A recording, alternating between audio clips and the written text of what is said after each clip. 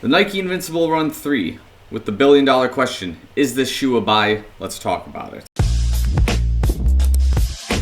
So before we get into it, make sure to like the video, subscribe to the channel if you're subscribed watching the content. Thanks so much, love you guys a lot. Make sure you follow me on Instagram and Strava for all sorts of updates. Links in the channel description below. Without further ado, specs for the shoe right here. And because this is a brand new shoe for me with, first impressions and all of that, we're just going to go over all of the good stuff and just sort of break it down. And then we'll get into the questions I asked at the beginning of the video. So, this shoe, in size 8.5, in a men's edition of the shoe, runs at about 10.8, 10.9 ounces, which puts it at almost 300 grams average. I gotta make sure my measurements are correct there. I'll adjust them accordingly if they're not, so you'll see them up here still. Other things to note about the shoe in terms of stack heights, of course, is we have a 40 millimeter heel and we have a 31 millimeter forefoot, giving us a 9 millimeter offset.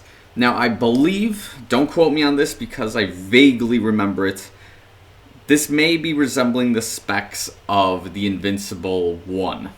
Now, I can't speak on behalf of the Invincible Run 2 only because I've never owned it, but I have some asterisks I'll put at the end because I've had some anecdotal information that was relayed to me about that shoe because, well, I just never had it, right? So, anyways, spec-wise, what we need to know is that the shoe is barely legal for racing if you intend to run your, local 5 or 10K as an elite athlete and you go, hey, in the market where we have the Alpha Fly and the Vaporfly, I'm picking the Invincible Run 3. Just be careful. You're just barely crossing the line with a legal racing shoe. But okay, that's fine, whatever. 9mm offset means you're just going to be using a little bit more, I would say, calf as a result. Of course, because you're running more with that high heel influence in the shoe. So that's just kind of nice, just something to note. Also, in this sort of pattern, I know there's a couple of variations, of course. One of the things that we'll get into, of course, is the Zoom X shape that we've got going across the shoe. But we'll work from the bottom and work our way to the top. How about that? So, first impressions, I put in about 5.5 miles total yesterday in this shoe. Our outsoles look a little something like this on both shoes. So at this point in time, I guess you can already kind of understand there isn't really going to be a whole lot to show at this point in time. Only things to note is that the shoe has a really busy outsole in terms of the rubber placements.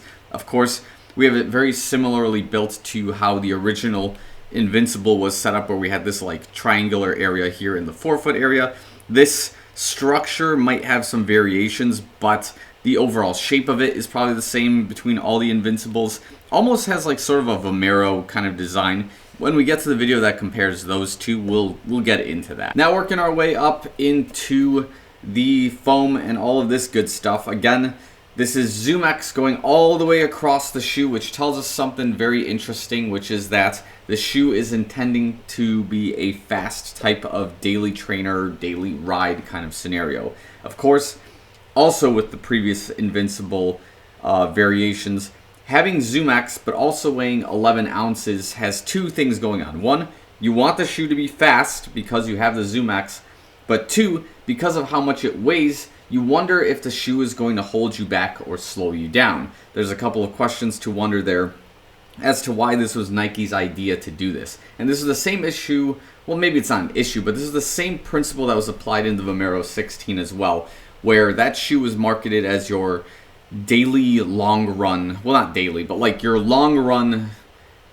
consistent speed shoe, I guess you can say. I wonder if the Invincible is aiming for something similar in that case, where this shoe is going to be structurally built to give you a good time during a long run while giving you that Zoom X feel.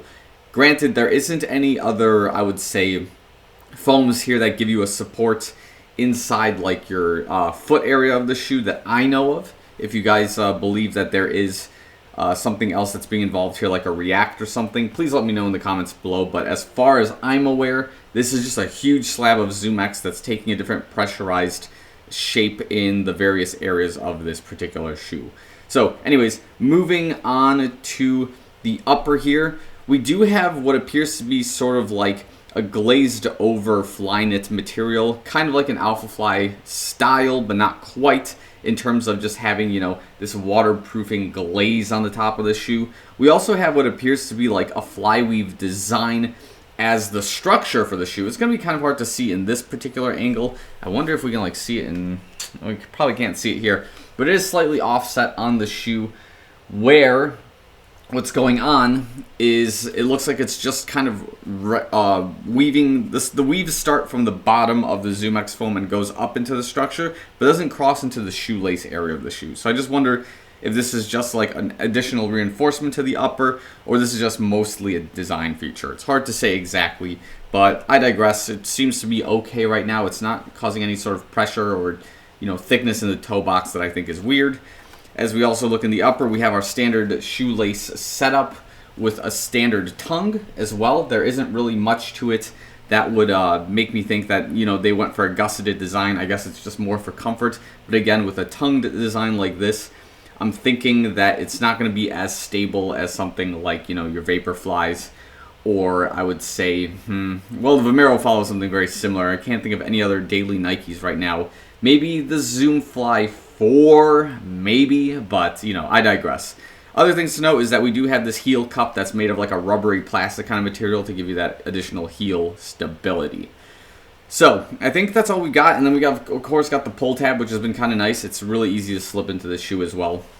Now, the question here overall with this particular shoe is it a buy? Well, there's a couple of things to note here. So, number one, from anecdotal evidence, I have had friends tell me that this is basically the the Invincible Run 2, which is, I guess, running cheaper than the shoe, because at the time of this recording, the shoe is $180, but this Invincible Run 2 has maybe some less variations to this shoe and costs less, so that might be one thing to consider first and foremost. Second of all, there's a lot of things going on in this shoe at its price point, which may make you want to reconsider whether you would want this particular style of shoe. What I mean by this is that the Tempo Next percent exists, right? That's a shoe that's a lot faster, has a lot more moving parts, can give you more speed on a day-to-day basis. That's running at $200, so if you're looking for speed, you invest an extra $20, you got the Tempo Next percent that's available to you.